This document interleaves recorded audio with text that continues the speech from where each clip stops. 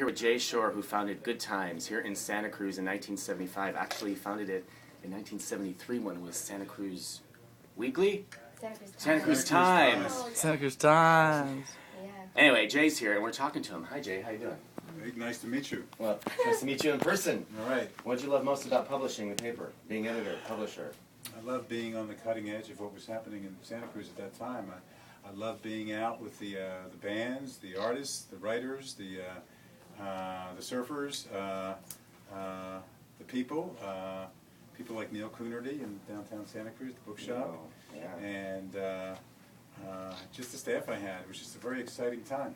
You know, was there one or two stories that really popped out for you during your tenure here at Good Times that you really thought, wow, we did really good with that? Well, let's see. Probably, there were a couple.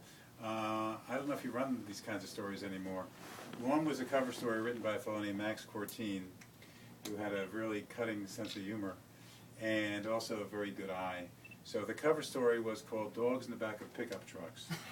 And I don't know if they still have that in Santa Cruz, so many, but he noticed at the time that it seemed like there wasn't a pickup truck in town that didn't have a dog in the back of it.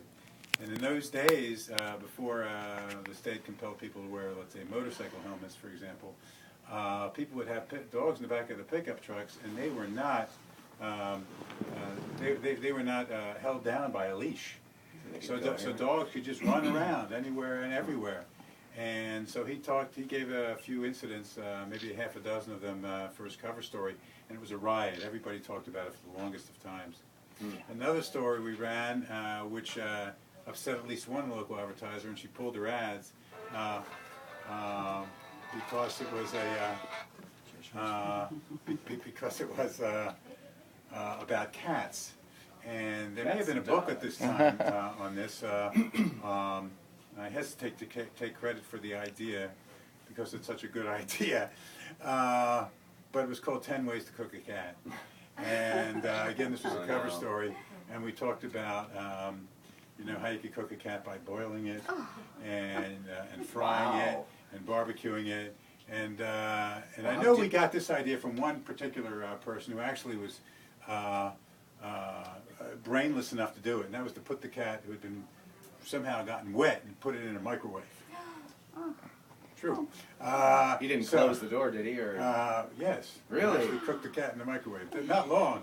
And a lighter It's now. too bad the cat.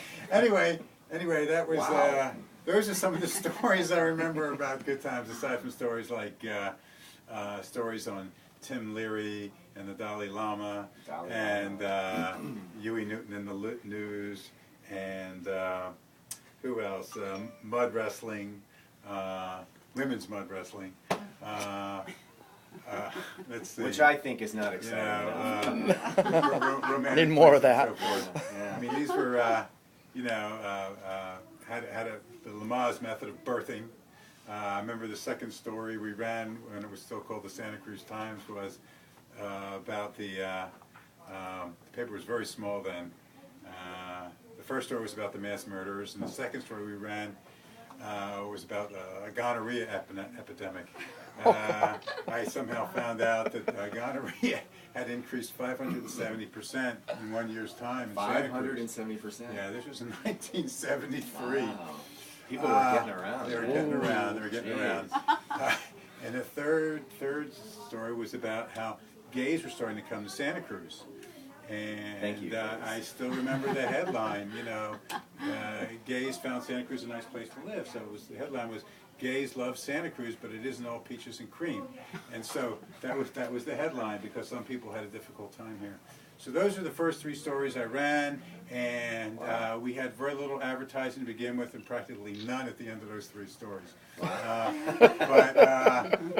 knew how to cook a cat. Yeah, well, that came later on. That's when we had Good Times. That can come The first issue was Santa Cruz Time, the first couple of years, because that was a little more cutting edge. Well, your first story in Good Times was, on the cover, was Randall Kanan, the catalyst. That was the first story. Yeah, because he was just building a new catalyst, and that was actually a good catalyst for kicking off the newspaper. Yeah, and it was where Bookshop is now, right? It was over there. Well, actually, it was where Bookshop was. There was a place called the St. George Hotel. Still there?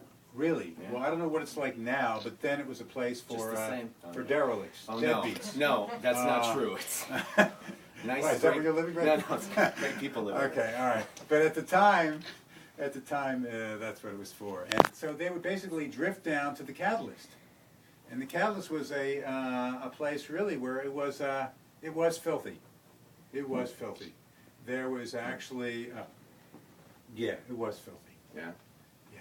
Did they have a bowling alley in there too, or something? No, but Randall Payne had always thought it would be a great idea to have a laundromat there. He thought it'd be a great place where you're doing your laundry, you could sit down and have a drink. Yeah.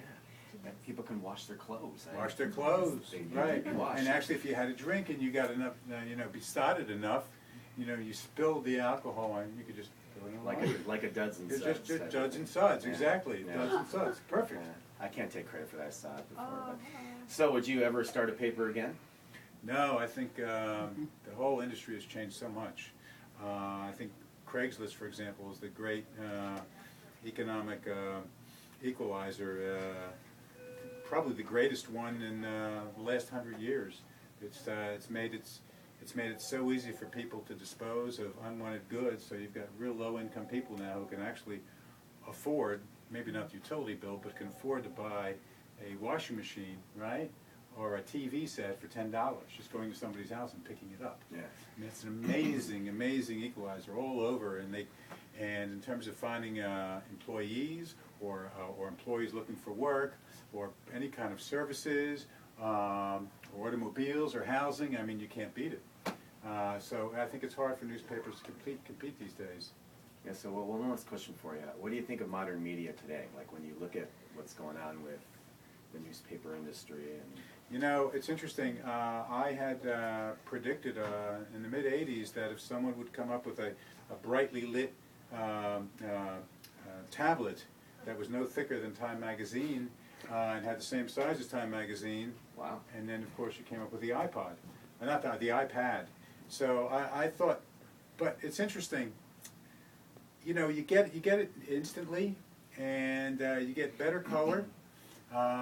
But there's no substitute. He's running for governor again. You know, everything should be little, but that's not the case. You know, there's no substitute for size sometimes.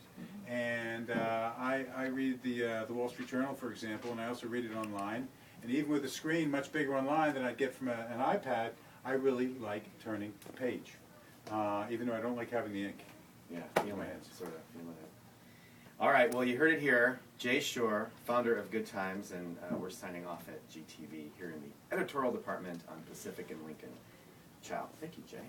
Thank you. So good. All right.